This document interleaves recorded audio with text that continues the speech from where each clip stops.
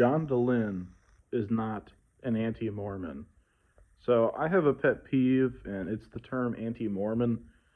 So the way Mormons so often use it, it's just kind of conflated to mean everything from being critical of the LDS Church to hating Mormons. And I personally think that's just unfair. I'm critical of the institution, the actual church institution. I'm critical of the religion, but I don't hate Mormons. I've never indicated any kind of hatred of Mormons or, a desire for bad things to befall Mormons. But anti-Mormon as a term, it's used so widely that, the guy who was behind the Michigan shooting on that LDS church, that was horrible, and that guy's called an anti-Mormon. I guess that seems fair. He clearly had an insane hatred of Mormons, and that's horrible.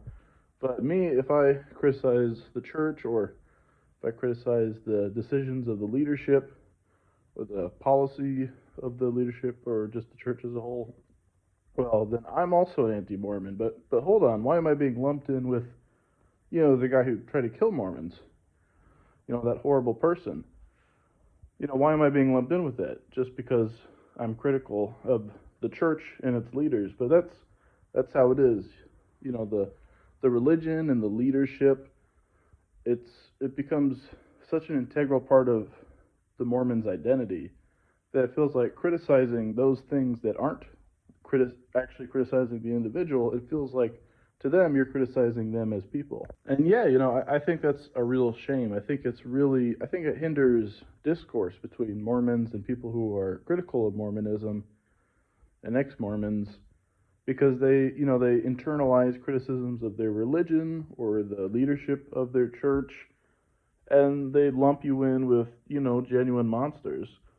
And then you end up with something like John Dehlin, where, John Dehlin seems to be a very nice guy, and he has a podcast where, he's hosted huge amounts of Mormons of all sorts of different backgrounds, and a lot of people have found it very helpful to hear these stories of Mormon experience that, people didn't really tell, experiences that were previously quiet, things you would never hear people talk about over the pulpit at General Conference.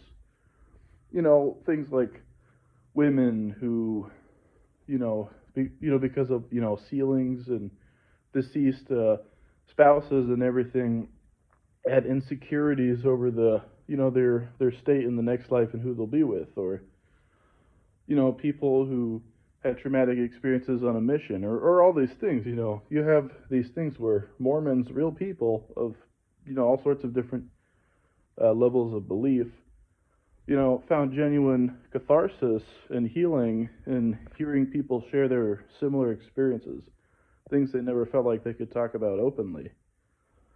So then so John Dehlin, and he's facilitated that. It's been a great resource for many people, many Mormons, of, many of them still believing. And he's also, provided podcast series where he goes over, objective recountings of Mormon history and, Mormon truth claims and that type of thing. And the takeaway is often critical, but that's because the objective history is just inherently critical. That's just how it is. That tends to be the case for most religions anyway. So then you have, that combination, those things that John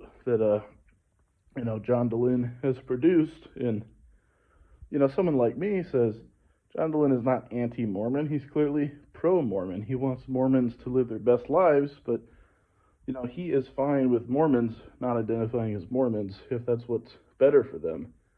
But a lot of Mormons seem to take issue with that, seem to have serious problems with John Dehlin, because they